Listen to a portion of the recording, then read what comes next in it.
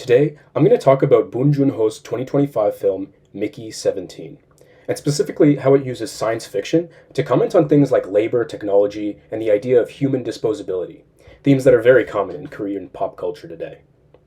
Even though the film is in English, it's written and directed by Bong Joon-ho, and it continues the thematic style that he's known for within Korean cinema. The concept of an expendable person. The film centers on Mickey Barnes. He's the main character who becomes an expendable on a space voyage. He's essentially just a worker whose body is repeatedly reprinted every time he dies on some dangerous mission. The company scans his body and memories so that he can be revived whenever he's needed for a dangerous task or mission. Boone has said that he's kind of fascinated by this idea of human printing from the original novel that the movie is based off of. He described it as kind of tragic, like these people are documents that can just be printed over and over and over again. He even has Mickey die more times than the book it's based off of. Not just for the spectacle, but to emphasize how grueling and repetitive his job really is, and how little value the system that he works for places on his life. Labor, exploitation, and social commentary. One of the most compelling parts of Mickey 17 is how it portrays labor exploitation through a sci-fi concept of an expendable person, or an employee. Mickey's endless cycle of life and death and reprinting over and over and over isn't really just a plot device. It's a metaphor for how workers are treated as replaceable resources, especially within modern Korean society. Critics highlight that the film comments on identity, colonialism, and corporate greed. It shows how systems consume these individuals without ever valuing their humanity, or the people that they are. The dynamic between Mickey and Kenneth Marshall, the authoritarian ship leader, reinforces this. Marshall uses Mickey's life as this convenient tool, sending him on dangerous missions and situations with no regard for his suffering whatsoever.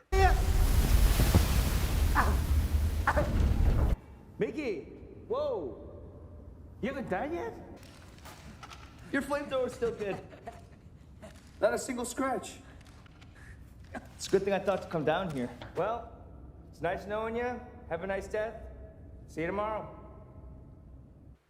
Although the story takes place in outer space, these themes kind of directly reflect the real issues in Korean society today. South Korea's rapid economic development, known as the Miracle on the Han River, created intense workplace cultures defined by long hours, corporate hierarchies, and pressures to perform exceptionally well. This has shaped everything from K-dramas to news stories to the works of everyday Korean citizens.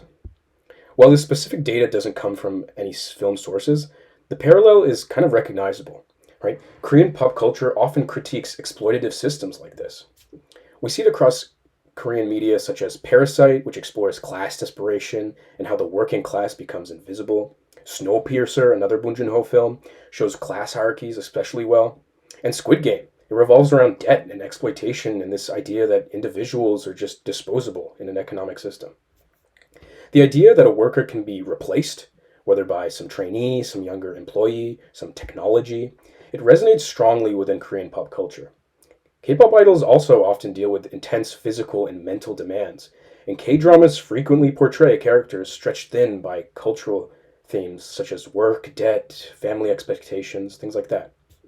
So, while Mickey 17 never explicitly references Korea, the underlying message aligns very closely with those recurring cultural themes. By exaggerating labor exploitation through Mickey's cloning, Bong Joon-ho reframes for familiar Korean societal issues in this kind of futuristic setting. The critique reflects Korea's ongoing conversations about labor, identity, and the value of a human life. Korean cultural themes. Korean pop culture frequently explores what happens when individuals are pushed to the edge by economic or institutional pressures.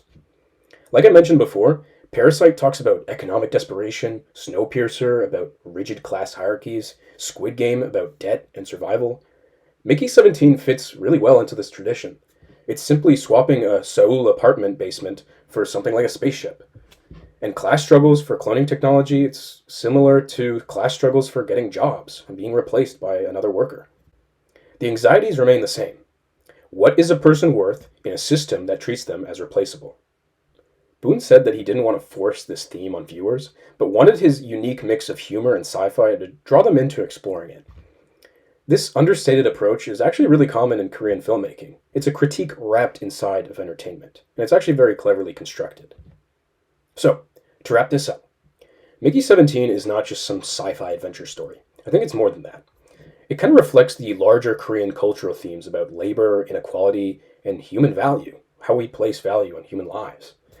By using the figure of an expendable, Mickey, Bong Joon-ho explores how technology can magnify existing social structures.